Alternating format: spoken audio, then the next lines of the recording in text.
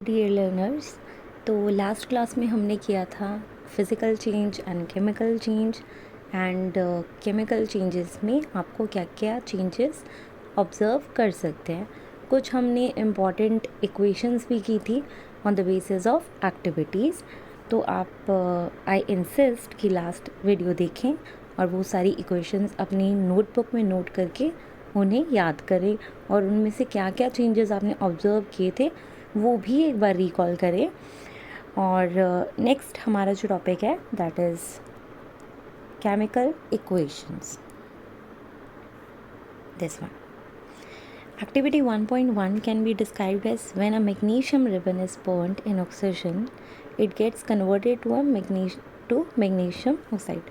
So basic आपको एक equation याद करवा रहे हैं जो फर्स्ट हमने यूज़ की थी कि जिसमें मैग्नीशियम रिबन को आपने ऑक्सीजन की प्रेजेंस में बर्न किया और आपका जो रिजल्टेंट था वो आपका आया मैग्नीशियम ऑक्साइड। और हमें ये पता है कि कंबशन के लिए ऑक्सीजन बहुत इम्पॉर्टेंट होती है। सबसे मेन अगर हम वहाँ पर रोल प्ले देखें तो ऑक्सीजन का है और साथ में उसके सब्सटेंस भी होना चाहिए। Next, this description of a chemical reaction in a sentence form is quite long, it can be written in a shorter form. So अगर आप देखो तो एक पूरी लाइन लिखने में आपको बहुत टाइम लगेगा। सो हम आपका टाइम कम यूज़ करवाना चाह रहे हैं, तो इसलिए उन्होंने कहा कि अब इसको पूरी सेंटेंस को लिखने से अच्छा है कि हम इनके मेन पॉइंट्स जो हैं उन्हें नोट डाउन करके उन्हें लिख लें। जैसे कि आपको नीचे एक वर्ड इक्वेशन गिवन है, this is the resultant. It can be written in a shorter form. The simplest way to do this is to write it in the form of a word equation. The word equation, word देखिए, word equation मतलब वो equation जिसमें words का use होगा, this is a word equation. So magnesium reacts with oxygen gives magnesium oxide. So ये आपका एक border है। लेट अस से आप दो कंट्रीज़ हैं, दो कंट्रीज़ के बीच में एक बॉर्डर है। बॉर्डर के लेफ्ट हैंड साइड में जो भी आपको मिलेगा दैट विल बी रिएक्टेंट, और जो भी आपके राइट हैंड साइड में होगा that will be product. Next, the substance that undergoes chemical change in reaction 1.1 magnesium and oxygen are reactants। तो आपको एक इसमें डेफिनेशन भी आ गई है कि reactants are those substances that undergoes chemical change in the reaction। So reaction कोई भी हो सकती है, जो भी chemical change ऑब्जर्व मतलब फील करेगा या फिर उसके अंदर केमिकल चेंज होगा, वो चेंज होगा, उसे हम बोलेंगे कि ये हमारे रिएक्टेंट्स हैं। The new substance is magnesium oxide formed during the reaction as a product. So the substance that is new and formed after the reaction or chemical reaction is known as product. A word equation shows change of reactant to products through an arrow। ये arrow आपका बहुत important है। arrow आपका एक border है। Placed between them, the reactant are written on the left hand side and the plus sign between them। So अगर आपके पास ज़्यादा reactant है तो आप उन्हें plus sign से join कर दोगे। Same goes with product। अगर आपके पास ज़्यादा products आए हैं तो आप उन सबको लिखते हुए बीच में plus का sign लगा देंगे। Similarly, products are written on the right hand side RHS with plus sign between them। But यहाँ पर हमारे पास जो इक्वेशन 1.1 है इसमें एक ही प्रोडक्ट था तो हमने प्लस का यूज़ नहीं किया। The arrow head points toward the product and shows the direction of reaction. तो एरो हेड पॉइंट्स जो है मतलब ये सब्सटेंस हमारा, ये वाले सब्सटेंसेस हमें रिज़ल्ट कर रहे हैं मैग्नीशियम ऑक्साइड में, ये हमें मिल रहा है, ये चीज़ बताया है। सो आई होप यहाँ तक आपको क्लियर होगा। इसके बाद हम आगे चलते हैं। ये आपकी बेटा एक्टिविटी 1.2, क्योंकि 1.1 में जो है वो आपको रिएक्शन दी हुई थी magnesium plus oxygen gives magnesium oxide, इसे हमने बैलेंस भी किया था उसमें। नेक्स्ट एक्टिविटी 1.2, क्योंकि ये बहुत इम्पॉर्टेंट रिएक्शन है और लास्ट फ्यू ईयर्स इसके आने की टेंडेंसी भी बढ़ती जा रही है।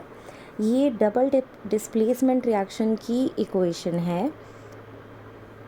एक्टिविटी 1.2 PbNO3 ब्रैकेट 2 मतलब NO3 दोनों के साथ नाइट्रोजन और ऑक्सीजन के साथ आपका 2 अटैच्ड है। ये जब रिएक्ट करता है पोटेशियम आयोडाइड के साथ तो हमें एक सॉल्ट मिलता है दैट इज़ लेड आयोडाइड, और एक सॉल्ट मिलता है दैट इज़ पोटेशियम नाइट्रेट। अब इसमें क्या था, हमारी जो केमिकल चेंज है वो आपका कलर चेंज भी करवाती है, वो रिएक्शन ये इसे होल्ड ट्रू करवा रहा था। Next Zn plus 2HCl gives ZnCl2 gives H2, एक केमिकल रिएक्शन में एक गैस भी रिलीज होती है। नेक्स्ट बेटा आपको जब रिएक्शन लिखनी है, रिएक्शन में क्योंकि सब जगह तो रिएक्शन नहीं लिखी जाएगी, मतलब ऐसे जैसे वर्ड्स लिखे हुए हैं, सो उसके लिए हमें अब वर्ड्स को चेंज करना है। वर्ड्स को चेंज करना है हमें सिंबल्स में फार्मूलाज में। सो अगर हम याद करें तो हमारे पास 9th क्लास में ये एक टॉपिक था, राइटिंग केमिकल फार्मूला। ये बहुत इम्पॉर्टेंट है। अगर आपके पास नहीं है, आपको याद नहीं है, 9th में आपने नहीं ढंग से पढ़ा था, या आप रिकॉल करना चाहते हैं, तो आज हम ये रिकॉल करेंगे और बहुत ही इम्पॉर्टेंट है और बहुत सिंपल है। ये सबसे ईजी है मुझे लगता है ये सबसे, अगर आप थोड़ा सा इसमें ध्यान दें। The chemical formula of a compound is symbolic representation. इसके लिए मैं आपको टेबल अटैच करूँगी बाद में। सिंबल मीन्स हाइड्रोजन का क्या सिंबल है, H, ऑक्सीजन का O, और आयरन का Fe, एल्यूमिनियम का Al।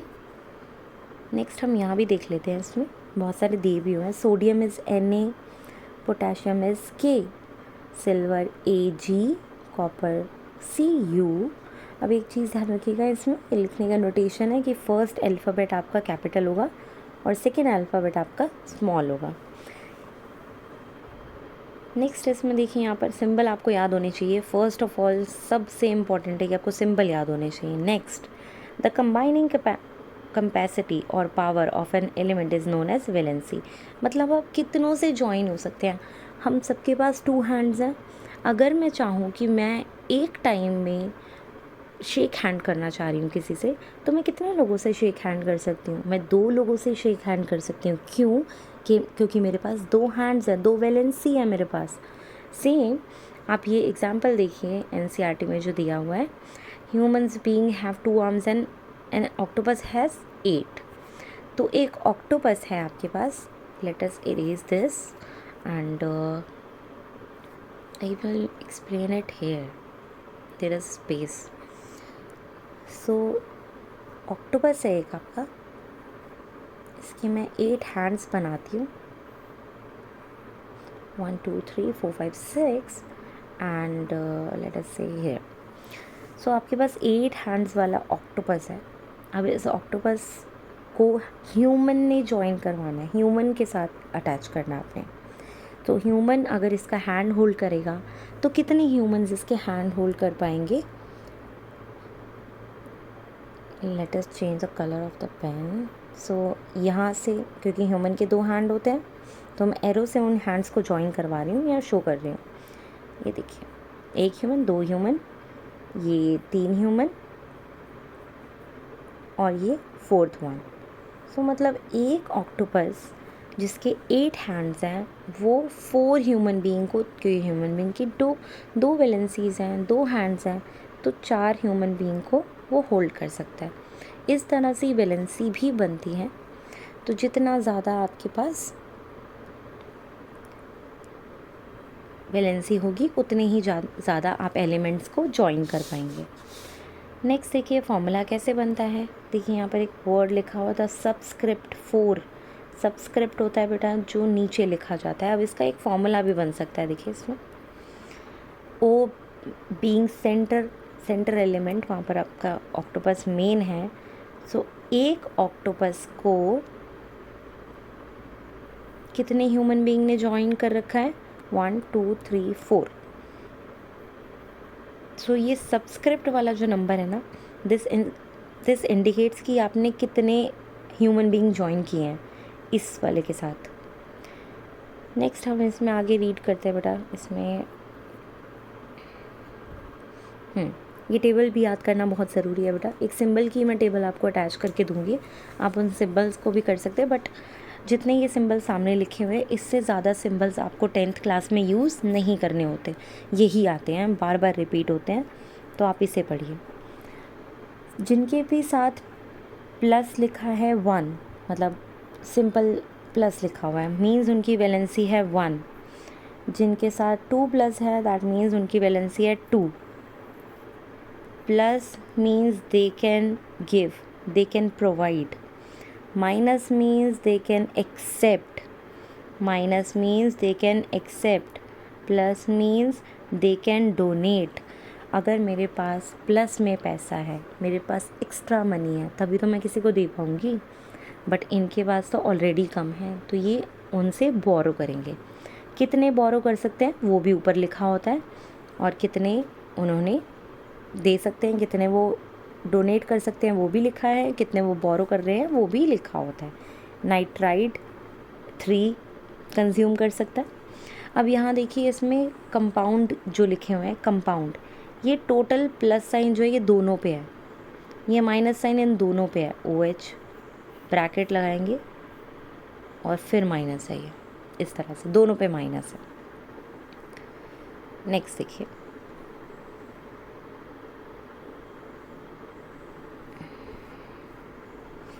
अब फॉर्मूला लिखने की क्या हमारे पास रूल्स है ये देख लेते हैं।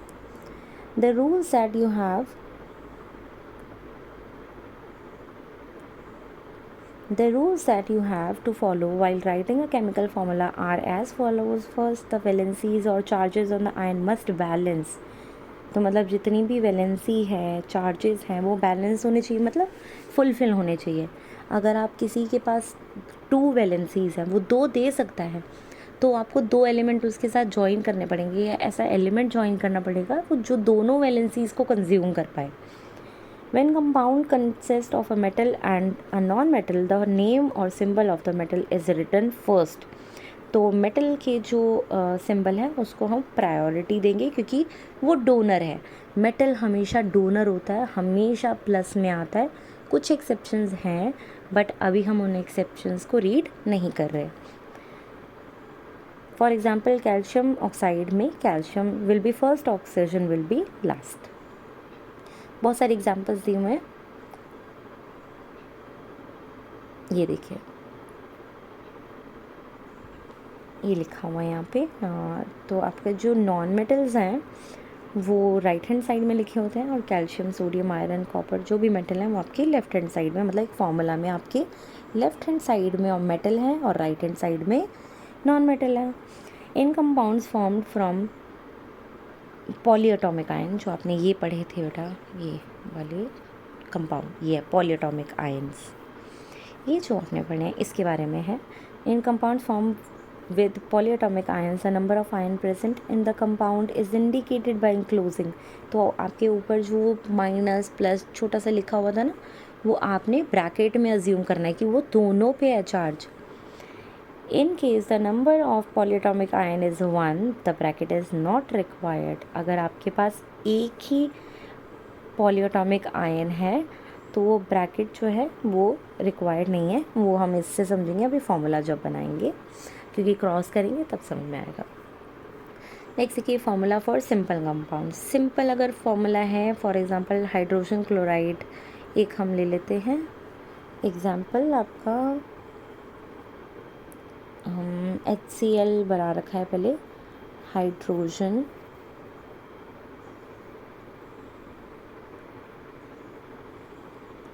क्लियर लिख देती हूँ मैं आपके लिए।